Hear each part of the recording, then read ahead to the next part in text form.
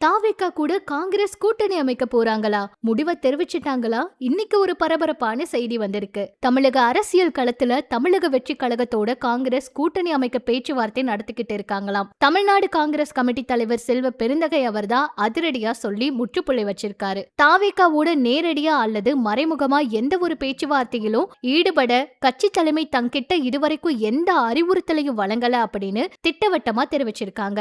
வதந்திகளை புறந்தள்ளிய அவங்க பின்வாசல் அரசியல் செய்ய வேண்டிய அவசியம் எப்பவுமே இருந்ததில்ல அப்படின்னும் தங்களோட அரசியல் நிலைப்பாடு வெளிப்படையானதுன்னு சொல்லியிருக்காரு. அரசியல் சூழல்ல திமுக தலைமையிலான கூட்டணியில காங்கிரஸ் இப்ப நீடிச்சுக்கிட்டு இருக்கு. இதுல எந்த விதமான சந்தேகமும் இல்ல.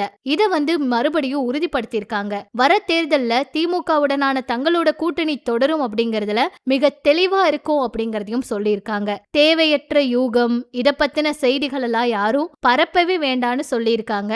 சொல்ல போனா இந்த கூட்டணி எப்பவும் பிரியாது, இந்த கூட்டணி தான் நிரந்தரம் அப்படிங்கிற மாதிரி சொல்லியிருக்காங்க. அது மட்டும் இல்லங்க, தாவேகா தலைவர் விஜய் அவர் கூட இதுவரைக்குமே அரசியல்ல காங்கிரஸ் கூட்டணி வைப்பாங்க அப்படிங்கிற ஒரு எதிர்பார்ப்பு இருந்துச்சு. இன்னைக்கு கூட ரொம்ப பரபரப்பா பேசப்பட்ட நிலையில இது இன்னும் உறுதி ஆகல.